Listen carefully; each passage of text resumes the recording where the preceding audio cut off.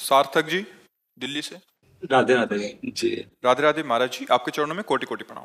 महाराज जी, श्री जी की कृपा से मैं जोशी के कार्य में हूँ।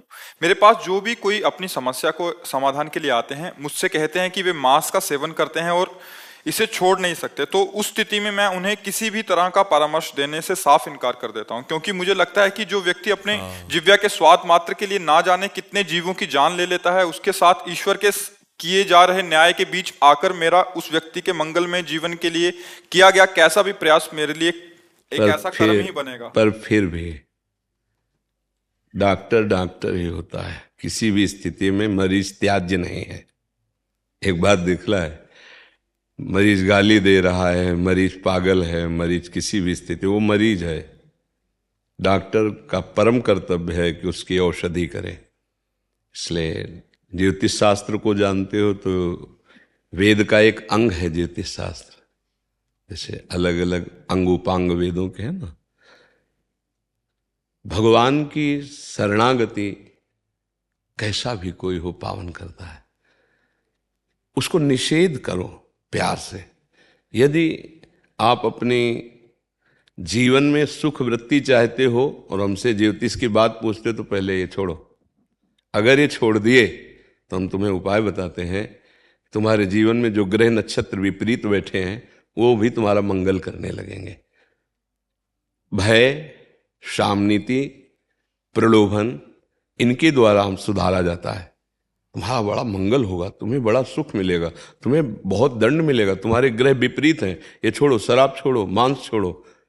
नीति कहती है उसको भय दिखाकर, उसको प्रलोभन, आगे बड़ा मंगल होगा, और उसको शाम नीति से विनय पूर्वक उसको सही मार्ग में चलाया जाए।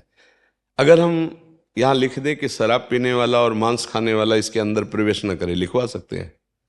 नहीं। हम ज्यादा प्रेम से उससे बात करते हैं जो उठाने की कोशिश में कि हम इसे उठा सकते हैं। इसे हम, जैसे लोग कहते हैं तो पापी इसके पास, यही हमारे प्रभु की महानता है, यही हमारे प्रभु का मार्ग है। तुम यहां तक आ गए ना, अब पापी तुम कैसे रह सकते हो? हमारे सामने नाते, हमारे वृंदावन धाम में नाते तो मान लेते, लेकिन आप धाम आ गए हो तो लाडली की कृपा है, श्री राधिका कृपा बिन सबके मन नगम। और आप यहाँ आ गए हो, अब नहीं, अब नहीं, अब तो आपका तो हम पूजन करेंगे, आपको हम हृदय से लगाएंगे। अब आप कुछ भी हो तो हमारे को लगता है कि अगर हम इनको प्यार करेंगे तो ये हमारे प्यार के बल से छोड़ देंगे। ऐसे हजारों भाई आकर के बोले हैं कि हम 1 साल से छोड़ दिए, 6 महीने से छोड़ दिए, आए 6 महीने बाद हैं और पहले ही छोड़ दिए सुन करके। तो हमें चाहिए कि हम खुद नाम जप करें और दूसरे के प्रति प्रियता का बर्ताव करें। शराबी निषेध नहीं है, शराब निषेध है। हम शराबी का निषेध न करें, शराबी से प्रियता बढ़ावें और शराब का निषेध कर दें तो अच्छा आदमी बन जाएगा? नहीं बन जाएगा। वो मांस खाता है, अगर हम उसके इस दोष को हटा पाए तो अच्छा आदमी बन जाएगा ना। तो हम उसको साम नीति से, दाम नीति से, दंड नीति से, भय दिखाकर, शास्त्र में भय है तो सुधार किया जा सकता है। मुझे लगता है कि त्याज्य या नफरत या घृणा का पात्र नहीं है कोई। गलती सबसे होती है, भूल भुलैया में कोई भी भटक सकता है। अगर अपने पास कोई आता है तो उसको हृदय से आदर दें और उसको सतमार्ग में प्रेरित करें। शर्त रख दें। जैसे एक दिन सत्संग में बड़े भाव से कभी कभी उमकते हैं भाई, भाई जब तुम बुराई नहीं छोड़ सकते हो, तुम्हारा स्वभाव है, तो तुम अच्छाई पकड़ करके क्यों छोड़ देते हो? राधा राधा बोलो, एक अच्छाई पकड़ लो तो तुम्हारी 100 बुराइयां छूट जाएंगी। जब बुराई नहीं छोड़ पा रहे तो अच्छाई तो पकड़ लो, अच्छाई को पकड़ लो, बुराई छूट जाएगी, आगे चल के छूट जाएगी। हमें लगता है कि जो भूले हुए हैं, जो पतन के गर्त में जा रहे हैं, तो उनको ज्यादा प्यार देना चाहिए। कोई नेत्र विहीन अगर कुएं में गिरने जा रहा है, हम आगे खड़े हो जाएं, ये भाई तुम्हें दिखाई नहीं दे रहा आगे गिरने वाले हो। ऐसे ही अज्ञान से ज्ञान रूपी नेत्र ढक गए और वो मांस खा रहा है, मदिरा पी रहा है, बेविचार कर रहा है, गंदे आचरण कर रहा है। तो जो शास्त्रज्ञ हैं उनको चाहिए कि उनको प्यार दें, दुलार दें, उनको समझाएं। अगर उनके ज्ञान नेत्र खुल गए तो निश्चित सुधार हो जाएगा। घृणा से, नफरत से, ऐसे हे भाव से उसका सुधार नहीं होगा और बुरी दशा को प्राप्त हो जाएगा। तो संतों की, वेदज्ञों की, विद्वानों की इसी बात की महिमा है कि वो दूसरों का मंगल करें, उपकार करें। यही उपकार है कि उनको हम प्यार से, भय से, दुलार से, अपनेपन से, गंदे आचरणों से मुक्त करवा पाएं।